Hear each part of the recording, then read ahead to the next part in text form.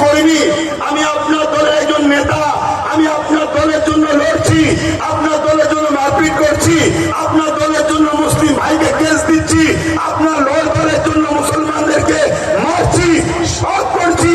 আজকে অর্জুন সিং যার বিরুদ্ধে টিএমসি বলছে আমি বিজেপির বিরুদ্ধে, তাহলে এই যে সুযোগ, সংবিধান বিরোধী একটা কথা বলেছে, ইসলাম বিরোধী একটা কথা বলেছে, সমাজে দাঙ্গা শুরু হবে, এত যখন কেস করেছে ওকে জেলে ভরে রেখে দেওয়ার সুযোগ, ওকে জেলে ভরা দরকার আছে না নাই? কিন্তু ভরছে কি? জোরে বলুন, ভরছে না। ভরবে কাকে? নিরীহ গরিব মানুষদের ঘরে, দুর্বল অসহায়দের ঘরে। রাজকে বলুন আমি আপনি পাপী গুনাহগার মানছি, কিন্তু ইসলামকে কেউ মিটিয়ে দেবে আমরা মেনে নিতে পারবো? আওয়াজটা ইচ্ছে মেনে নিতে পারবো? হাত তুলে সাক্ষী দেন মেনে নিতে পারবো? হাতটা তুলে রাখেন মেনে নিতে পারবো?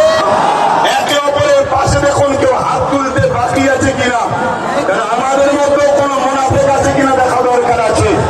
কেউ মেনে নিতে পারবো? মেনে নিতে পারবো? রাজ আপনাদেরকে জিজ্ঞেস করছি, এই জায়গায় যদি আপনার সিদ্দিকী বলে যে টাকার ইপিট আর উপিট, জানলাম টাকার ইপিট আর উপিট যাবে, ইনকাম যা হবে নাগপুরে যাবে। যে লোক নন ভেজ খায় সে নন ভেজের দোকানে যাবে, নন ভেজ নেবে, কিন্তু ইনকাম সন্ধ্যের পরে মালিকের কাছে যাবে।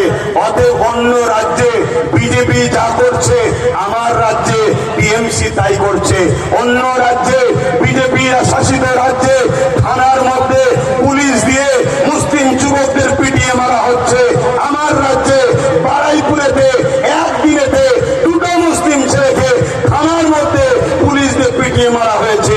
অন্য রাজ্যে মব লিঞ্চিং এর নামে মুসলমান পিটানো হয়, আমার রাজ্যে বাঁকুড়াতে গোরক্ষকের নামে মব লিঞ্চিং এর নামে তাদের পিটিয়ে মারা হয়।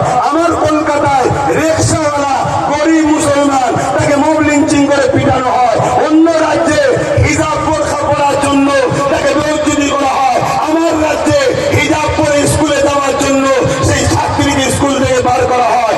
অন্য রাজ্যে পল্লুজার দিয়ে মসজিদ মাদ্রাসা ভাঙা হয়, আমার রাজ্যে পল্লুজার দিয়ে দুর্গাপুরে মাদ্রাসা ভাঙা হয়। অন্য রাজ্যে যা হচ্ছে আমার রাজ্যে তাই হচ্ছে। অন্য রাজ্যে বিজেপি অমুসলিমকে দিয়ে মুসলমানকে মারছে, আমার রাজ্যে টিএমসি মুনাফিক মুসলমানদের দিয়ে মুমিন মুসলমানকে মারছে। এতে আপনারা একমত না আলাদা? হাত তুলে বলেন একমত না আলাদা? একমত না আলাদা? আপনার সিদ্দিকী যে কথা